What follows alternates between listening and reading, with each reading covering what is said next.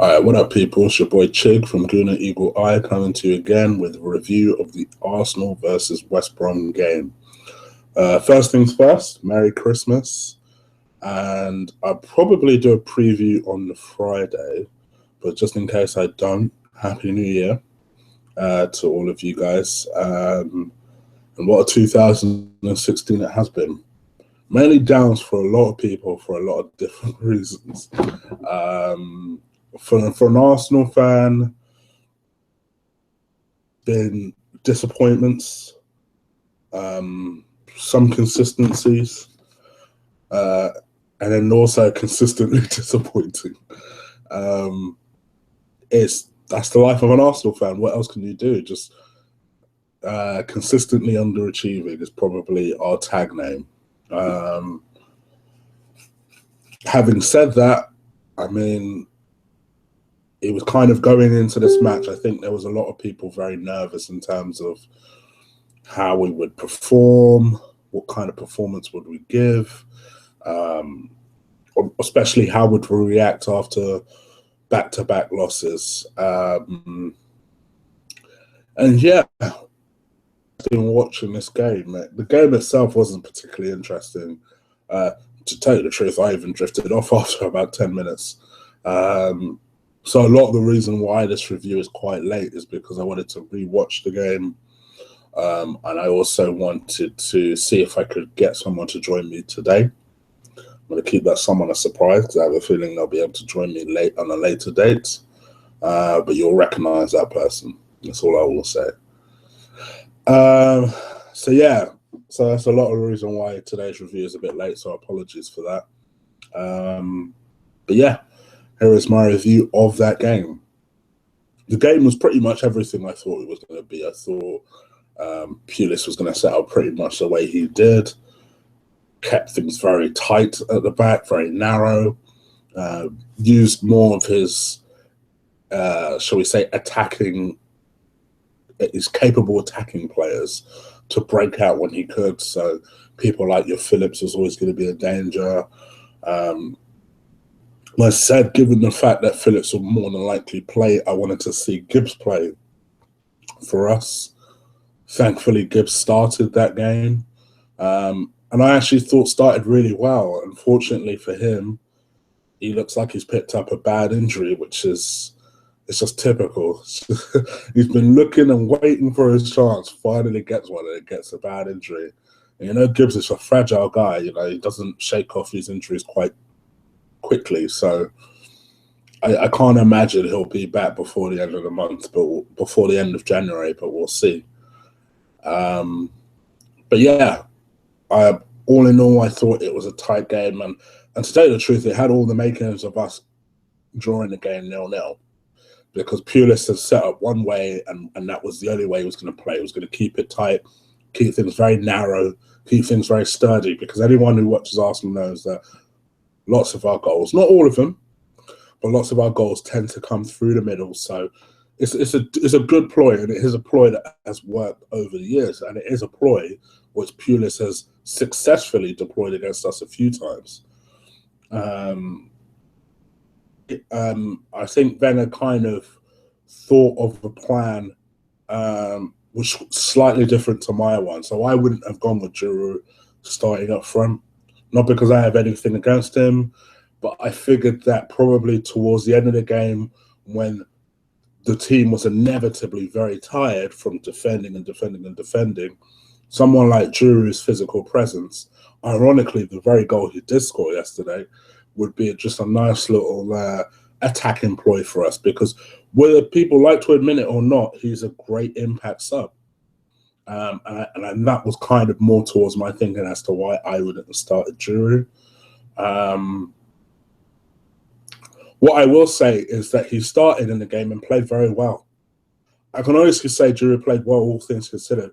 First half, didn't get any service whatsoever. Second half, more or less started in the same type of vein. And then as the half kind of progressed, you saw Giroud come into it a little bit more. He was causing more problems. We finally realized, the best way to play to Giroud's strength is to cross the ball. And lo and behold, that is how Giroud's goal came. from an Ozil delivery and a Giroud header. And he showed great strength for that header. So props to Giroud for me.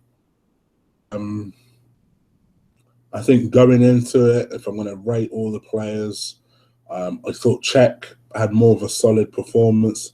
Didn't have all that much to do, but I thought was decent when called upon.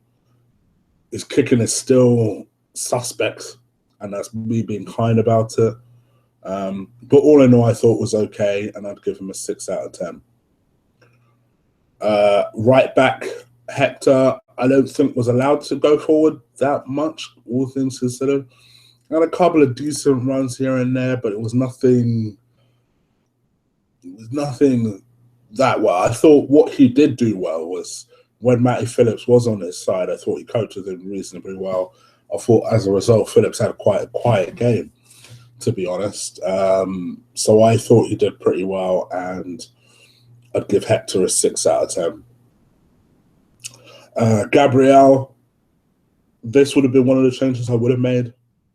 I told Gabriel to sit down. I would put Holding in this game. Having said that, I thought he did well enough. Had a bit of a dodgy moment where it looked like he went in 2-footed, and I was just thinking to myself, oh, Gab, what are you doing? But all in all, I thought did all right. Yeah, it was a decent performance for Gab. There was nothing really to say. 6 out of 10.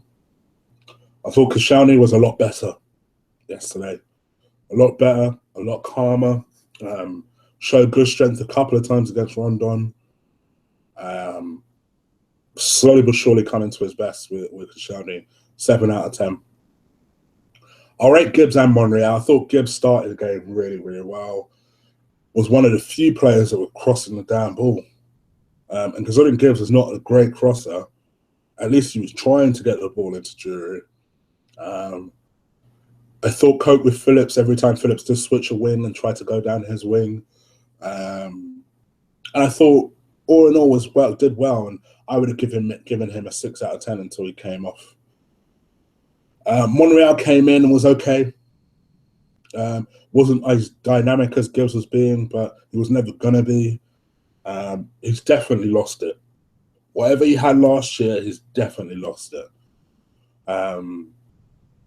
But all in all, didn't really make any mistakes and played the rest of the game once Gibbs came off, so I have to give him at least a 6 out of 10. They didn't concede.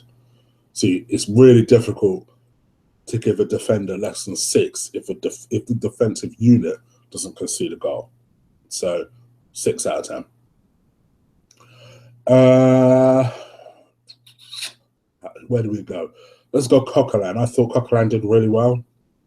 Combated well with what we knew was going to be a physical West Brom side. Made a couple of key tackles. Coquelin, quite frankly, has stolen, in my opinion, Monreal's Mr. Consistency tag. He's damn near the first name on the down team sheet, in my opinion. I thought he played well enough. I'd still like Coquelin to be a little bit more positional minded, because there are some times where you see him pop up. Like yesterday, I saw him pop up on the left wing, and I'm like, in there, brother. Why don't you fall back just in case? And I think that's often where you see us concede goals or concede a lot of possession in midfield, where Coquelin decides to go missing, which I know doesn't make a lot of sense. I've just said he's consistent. What I find with Coquelin is when he's playing in that position and he's disciplining himself, very rarely do you breach him. It's when for some reason he'll decide to go forward. This man has never scored a goal for Arsenal. He can't shoot. His passing at best is suspect. But for some reason he keeps roaming forward. And I really wish he'd cut that, what I can only call Ramsey-esque part to his game, where you need to just tailor that shit back a little bit. But other than that, I think he did well enough yesterday, so I'd give him a 7 out of 10.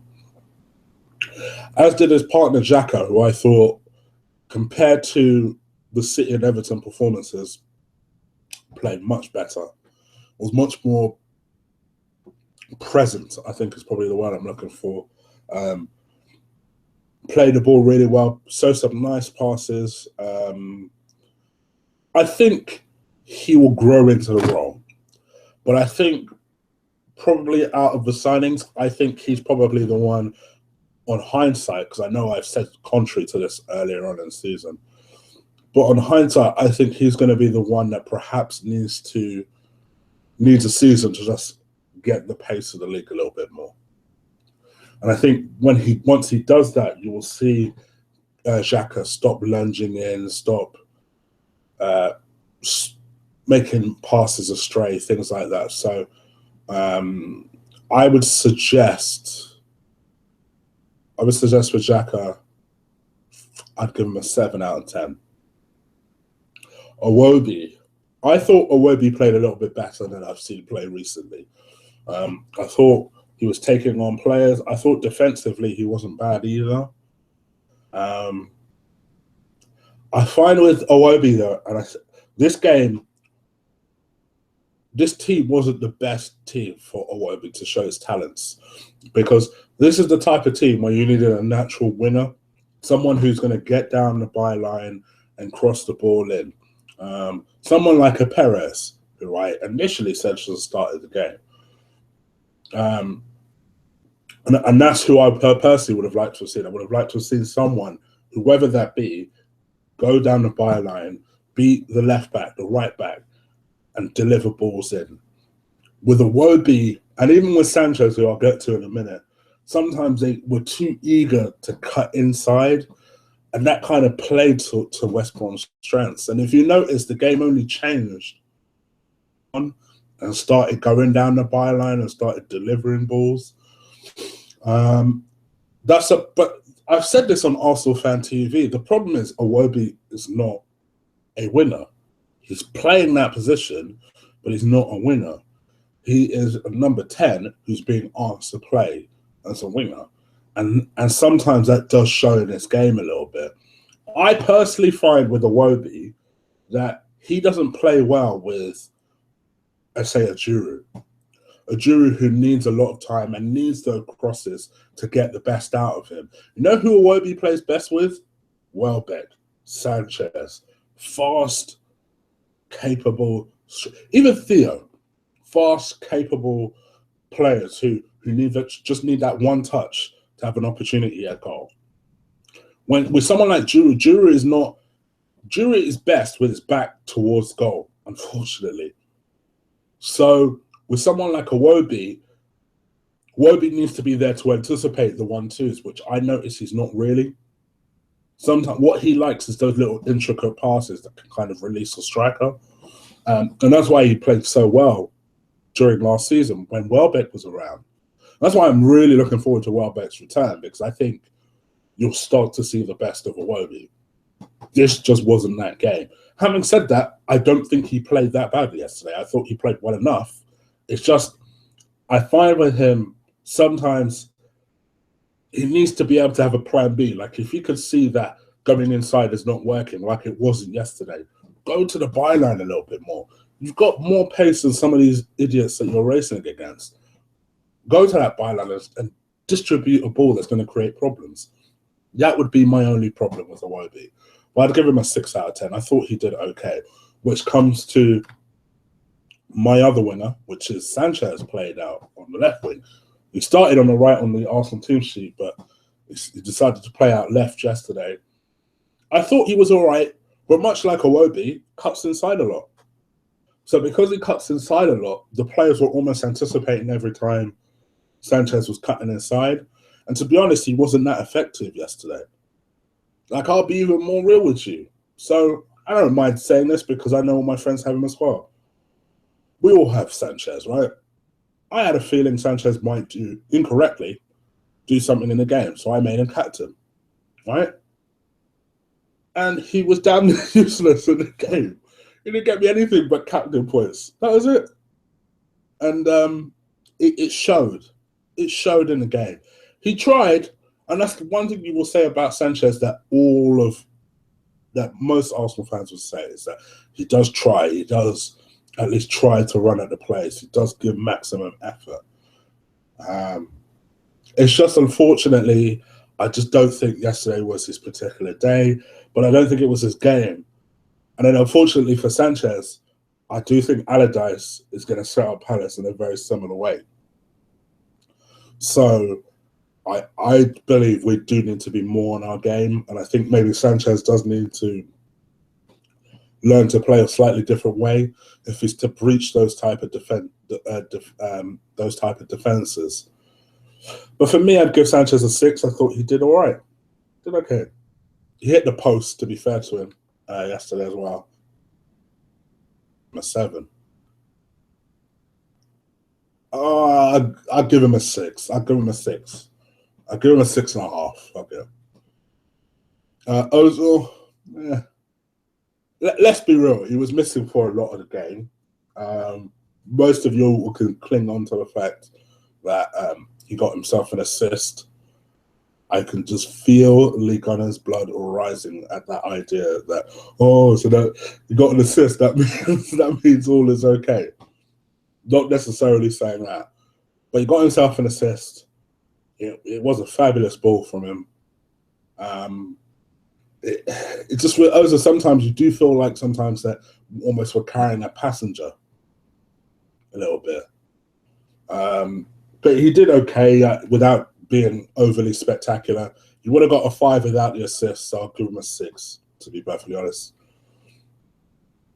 And then, honestly, my man of the match was Giroud. I thought, given the fact that he didn't have a lot of service in the first half, he kept plugging away and plugging away and plugging away and got the all-important goal. And I heard Robbie say this in his review, and I will say this myself. I think if in a tight game, you can have a player that's capable, and this is a lot of our criticism when it comes to Giroud. If you have a player who's capable of getting you an important goal like that, you have to commend him. So not only do I commend him, I actually thought he played well, particularly in large parts of the second half. He looked like our only threat a lot of the time yesterday. So honestly, I'd give him an 8 out of 10. I thought he did pretty well.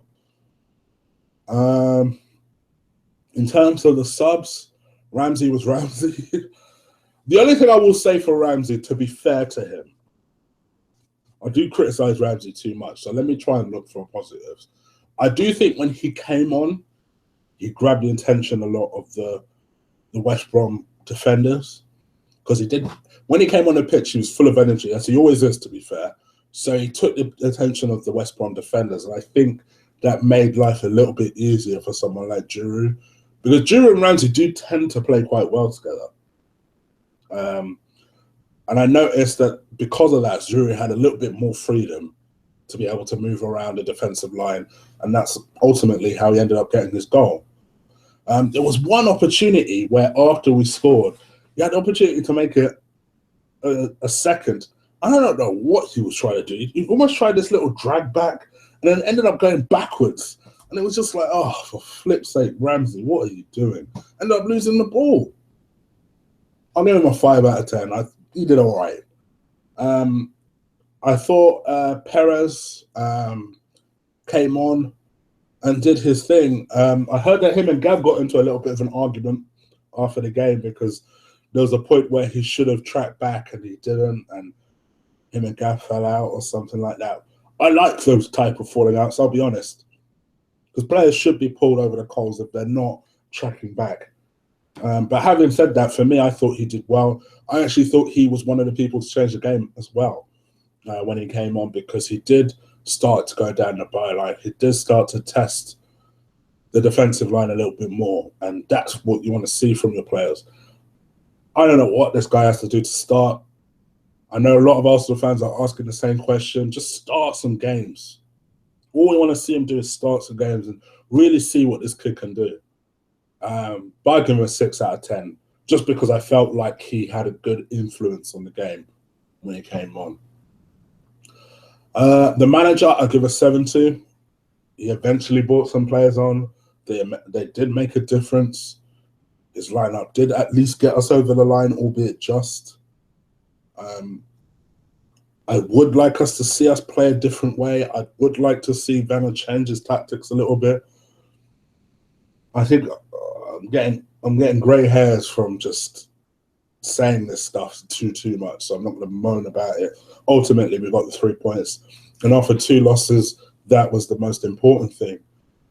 So because Liverpool won today, all our main rivals basically won. So we're back to 4th. The only thing I will say is, at least we didn't lose further ground. So onwards to Palace now. Palace will be a very similar game, and a game where we must win. We're in must-win mode, and it's December, but so be it. All right, guys, I'm going to leave you guys to it. I'm going to try and do a preview on Friday.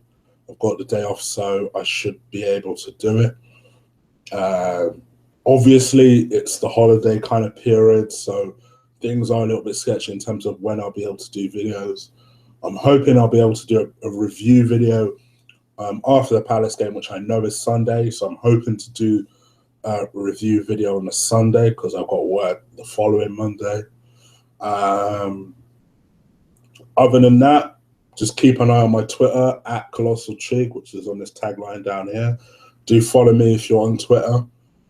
If you're listening to me for the very first time, do hit that subscribe button, which should just be below this video screen thing here. And also just spread the word. Just let's see if we can build up our little community of followers. I do appreciate you guys listening to my videos and hearing me ramble on. I am still trying to revamp a few things for you, and I should have some news for you. I'm hoping sometime in the next couple of weeks on various different things. So, all right, I'm out of here. Take care. Peace.